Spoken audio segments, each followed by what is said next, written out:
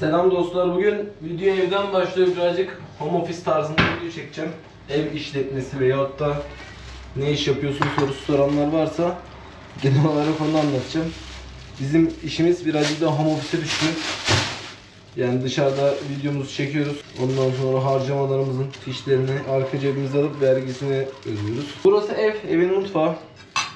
Birazcık yemek yemiştim. Kalanları hayvanlara vermek için poşete atıyorum. Bu belli bir noktadan sonra iyi iş yapıyor hayvanlar için. Yani ziyan olmasın ya. Çalışma rutinimi göstereceğim size birazcık. Öyle bir teranemiz var. Yalandan bir bulaşıkları falan bir yerine koyayım ki bulaşık makinesi daha temiz boşaltılması lazım. O yüzden direkt kahveyi yaparak mevzuyu şenlendirebiliriz. Fark etmiyor bunun kirli temiz olması da. Böyle genel olarak taze olsun.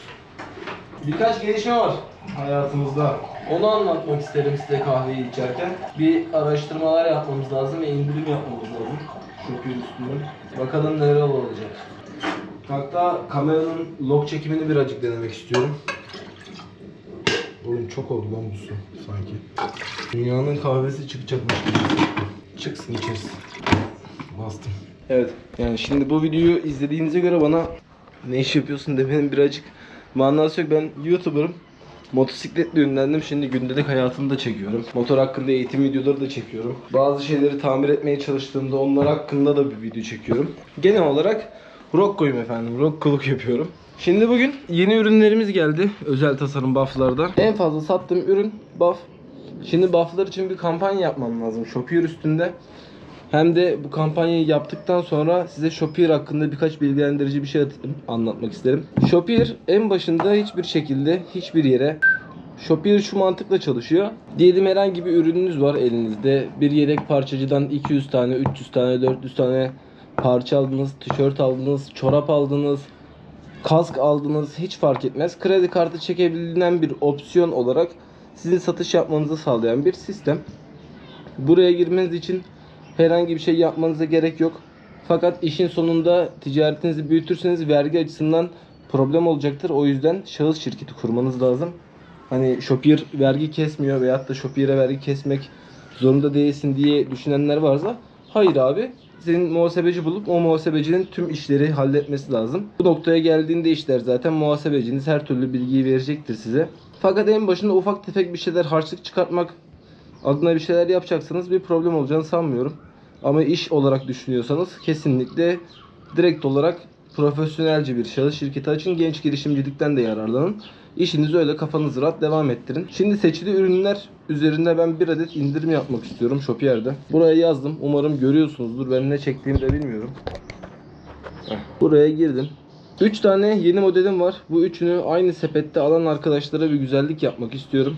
Üçlü güçlü yazdım indirimin adını. 3K güçlü olmuş. O da olur. Koşulumuz şu ki seçili ürünlerden üçünü alana ne oluyor be? Böyle bir indirim yapmış oldum. Seçili 3 tane buff'ım var yeni gelmiş olan. Stoklarımızda koleksiyonluk bir seri ve koleksiyon toplayan dostlarımız var. Hepsinden ben zaten alacağım. Üçünden de alacağım diyen insanlara bir güzellik yapmak istiyorum. O yüzden insanlara %18 bir indirim yapmış oldum. Bunu da biraderim 22 Haziran'a kadar devam ettireceğim. Durumu aktif yapıyorum. Paylaşıyorum. Ve otomatik indirimimiz devrede. Şu an paylaşabiliriz bunu bir story ile beraber. Hemen oraya da giriş yapalım. Giriyoruz Instagram'a. Aşağıda odun kestik, her yerim şey oldu. Tuğla bir şeyler oldu. Hepinize selam dostlar. 3 adet getirmiş olduğum yeni üründen 3'ünü de almak isteyen koleksiyoncu arkadaşlar için bir indirim başlatmış oldum. 3'ünü de sepete indirip siparişinizi oluştururken otomatik olarak %18 indirim sizleri bekliyor olacak. Hepinize hayırlı alışverişler. Görüşmek üzere. Çok kritik ve gayet net bir indirim oldu. Gidiyorum birader indirimler bölümüne tekrardan bakıyorum. Oo mis gibi. Dükkan linkini kopyala. Şöyle hemen paylaşalım.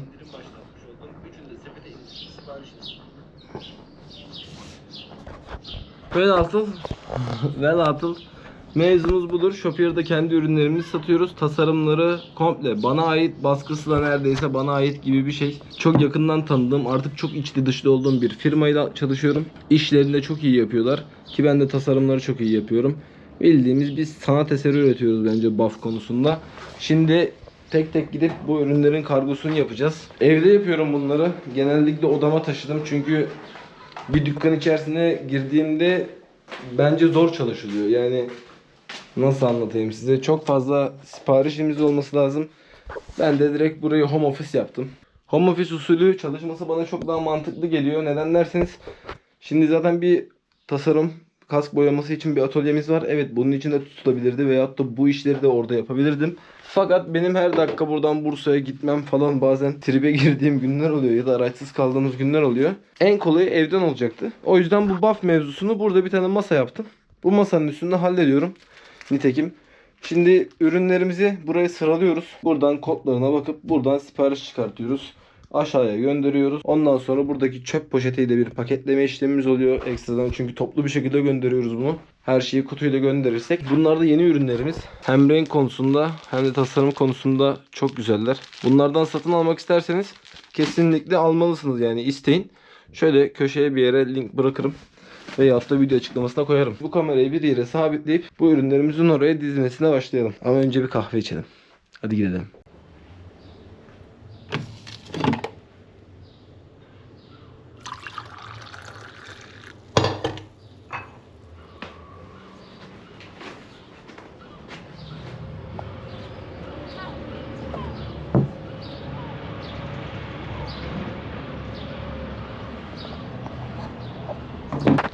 Evet, biraz manzaramız da güzel bu arada. Seviyorum burada vakit geçirmeyi.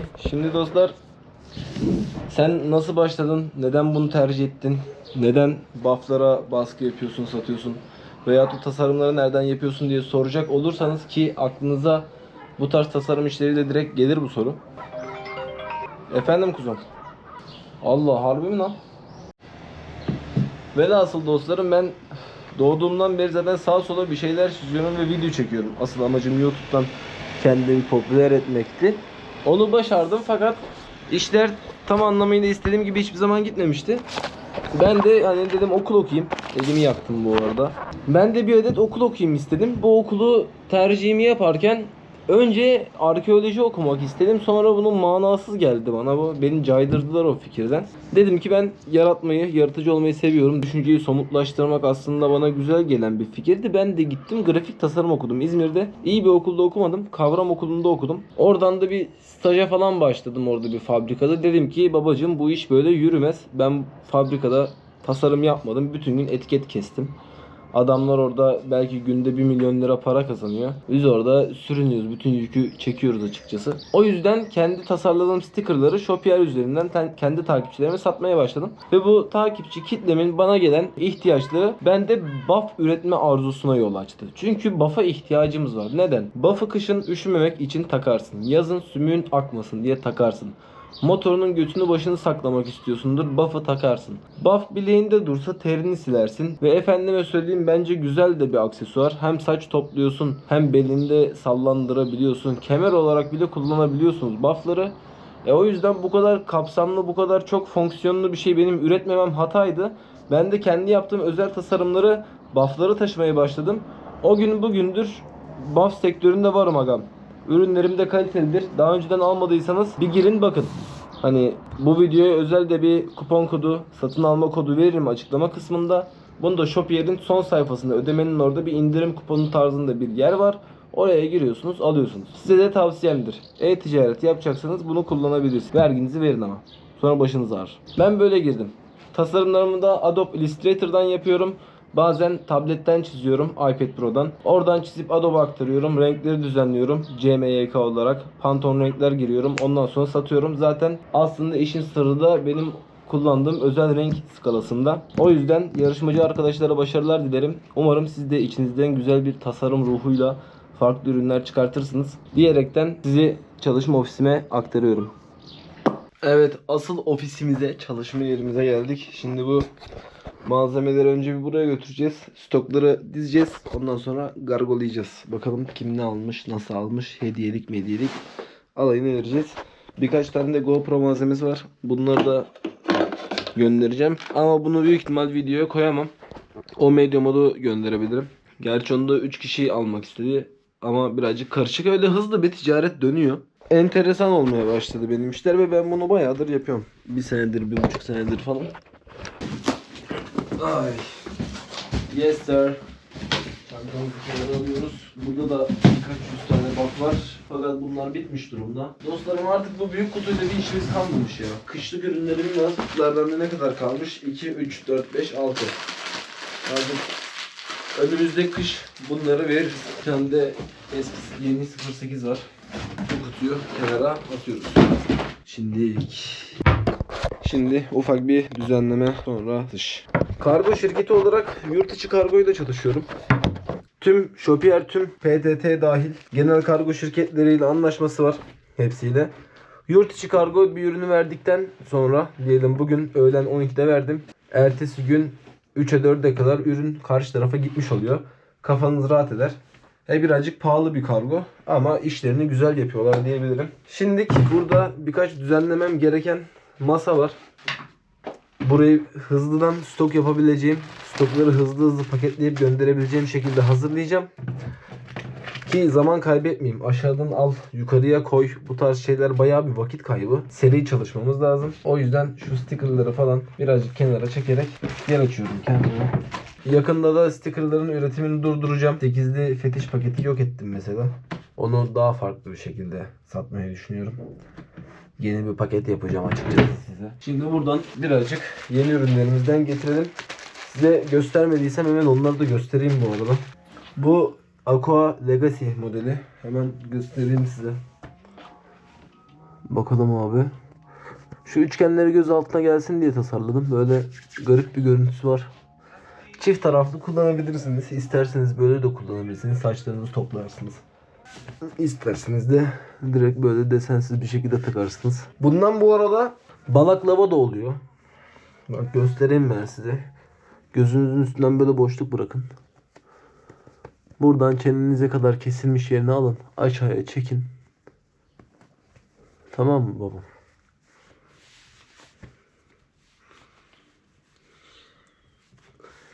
Gördüğünüz gibi balaklava gibi de kullanabiliyorsunuz. Yani çok amaçlı bir ürün açıkçası. O yüzden buff iyidir. Bu bir model. Aha da şekli de bu. Toptan duruşu. Bu da göz bebeğim. Hayat cesurları sever. Bunun da duruşu bu. Ve bu güzelmiş ya gerçekten.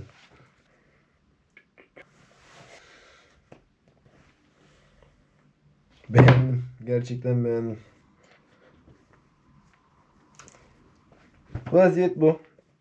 Yani bir dükkan içerisinde alımını satımını yaptığınız zaman bir şeylerin limited şirketini kurarak vergisini vermeniz gerekiyor. Tasarım sizde olunca şahıs şirketiyle gelir beyanı yapmak açıkçası yetiyor diye biliyorum. Genel olarak zaten iş olarak yapacağınızda muhasebeciniz size her şeyi anlatacaktır. Artık gevezelik yapmadan şunları hemen halledeyim. Yes. Şimdi gelelim mevzuya. Shopier'de siparişler kısmına geliyorum. Okey mi babam? Bakın şimdi dostlarım, burada açık siparişlerimiz gözüküyor. Ben aktif olarak gönderim yapıyorum. Çok fazla burada bekletmeyi sevmiyorum. Ne almış? Hakmot Urban'la Aqua Legacy buff almış. Anlaşmalı kargo diyorum, yurt içi kargo diyorum, onayla diyorum. Bana burada bir kargo kodu veriyor. Hakmot Urban almıştı. Bu değil. Bundan bir tane almış. Bir de bundan bir tane almış. Buraya koydum. Hemen gidiyorum, buradan kalemimi alıyorum. Bunları da 1 milyoncu teyzeler oluyor. Alır mısın yavrum diyen teyzelerden alıyorum. Paketin içine attım. Bir tane Rocco sticker'ımı aldım. Attım. Hediyemiz olsun. Üstten paketin ambalajını açıyorum biraderim. Kapatıyorum. Paket hazır. Çiçek. Geldim, burada vermiş olduğu referans kodunu buraya giriyorum. 2 elle girince daha... Kusura bakmayın yani. Her şeyi de gösteremiyorum. Bizim 2-3 kişi olmamız lazım aslında bu kanalda ama para yetmiyor. Bak abi. Buraya referans kodumu yazdım. Bunu böyle bırakıyorum buraya. Okey mi? Zaten işin sonunda toplayacağız hepsini ve kargoya götüreceğiz. Tek tek buradan herkesin siparişiyle ilgileniyorum. Burada Haktan diye kardeşimiz. O da Aqua Legacy almış. Şu an 30 tane siparişimiz var. Onu da bu şekilde paketin içine atıyorum. Herkese sticker yollamıyorum bu arada. Sticker alınsın diye. Fakat ara sıra güzellikler yapıyorum. Rastgele yapıyorum bu arada. Birine gönderiyorum, birine göndermiyorum. O yüzden şansınıza kalmış. Yani her şey çıkabilir. Bazen 2 tane buff gönderdiğim de oluyor. Eğlenceli aktiviteler. Ve bunların değerli kılınmasının tek sebebi şu. Benden geriye kalacak olan ürünler bunlar arkadaşlar. Eğer bir gün Allah göstermesin başımıza tatsız bir şey gelecek olursa bunlar var. O yüzden hepsi farklı bir değer taşıyor beni sevenler için, sizler için. Bunu da diyerek ben çalışmamı hızlandırmak istiyorum. Evet, bir tane de bundan almışlar. Bu son kalan seriydi. Gitti. Üstüne benim Yamaha MT9'da olan bir silüetim var. Kanlı manlı garip bir şey. Yanına da Aqua Legacy almış. Bir de 8'li fetiş sticker paketi almış. Hepsini koyuyorum böyle. Eksiğimiz olduğu için birazcık fazla koyacağım bazı stickerlardan. Abimiz mutlu olsun. Gönderiş.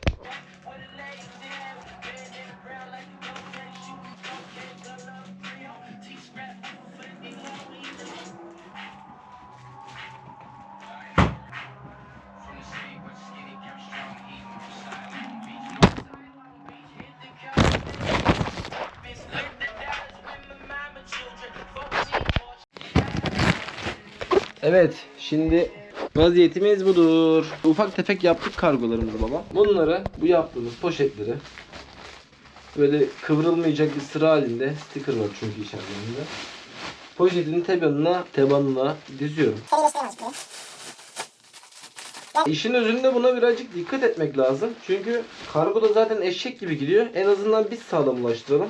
Bunları sırasıyla dizmezsek, üst üste binerse bunlar, bütün stickerlar birbirine girer, kırılır. Adam yapıştıramaz. İçerisi hava alır sticker'ın falan. Birazcık önemli bir unsur. Şimdi bunları sola doğru yatıracağım. Hiçbiri birbirinin içine doğru geçemeyecek. İşin püf noktası bu. Çok yoğun kargolar olduğunda da ne kadar nizami gözüküyor, görüyor musun? Bak, hiçbiri zarar gelmeyecek bir şekilde oluyor. Şu an az bir siparişimiz var. 30 adet kargo paketi var orada. Bunun 100 tane 150 tane olduğu dönemler oluyor. Öyle bir şeyler olduğunda bir poşete 55-60 tane yapıyorum. Yoksa haşat oluyor kankam. Ürünleri sıkış tepiş koymak zorunda kalıyoruz. Ona gerek yok. Bu bizim Shopier dükkanı böyle işliyor arkadaşlar. Bunu siz de yapabilirsiniz. Özel tasarım bir şeyler üretebiliyorsanız yapın, elinizden geliyorsa. Bizimki birazcık sanatsal. Harbi delüzyonlar içerisinde ben hepsine çok ayrı saygı duyuyorum derken bir sipariş daha geldi. Hemen sizinle onu da halledeceğim. Emirhan Özmen almış. Teşekkür ederim Emirhan. Hemen buraya koydum. Emirhan için de bir adet sticker paketi göndereceğim Emirhan'a. Kıyak olsun. Gold Class'ın da arkasına imzamızı çaktık mı Emirhan mutlu olur diye düşünüyorum biraderim. Vaziyet bu. Yapın, iyidir. Bizim hepsi sanat eseri. Hepsi çok kıymetli benim için. O yüzden belli bir süre boyunca bunları koleksiyon ürünü gibi sadece 50 tane yaptım. 100 tane yaptım. Bazen 150 tane yaptım. Bazen 10 tane yaptım. Çünkü alan kişiye özel olsun istemiştim o dönemler. Ama ürün, yani çalışmalar kendini ortaya koyuyor. Baksanıza şu çizgileri. Ürünün kalitesine. Farklı. Tişörtlerim de var. Tişörtleri de başka zaman gösteririm. Kendinize iyi bakın. Bunu da böyle yan tarafına koyayım. Shopier mevzusu bu. Şimdi de bir saat mola verip orada demlediğimiz kahveden yudumlarken sonra geleceğiz, bu çektiğimiz videoyu burada editleyeceğiz. Bu şirketi böyle yürütüyorum. Bizim işler birazcık böyle gidiyor bu aralar. Güzel, keyifli. Allah bozmasın diyorum dostlarım. Benden bir isteğiniz varsa yorumlara yazın. Videoyu beğenin. Kafanızda kalan soru varsa cevaplamak istedim. Ağam şu an bir şey değil. Kapalı çarşıda 200 tane 300 tane kuyumcu var. Hepsi de iş yapıyor bir şekilde. Kafanıza dert etmeyin böyle şeyleri. Alsam yapar mıyım, satar mıyım? Deneyin abi. Harçlık çıkartırsın. Başka bir şey yaparsın. Görüşmek üzere. Beğensenize videoyu da.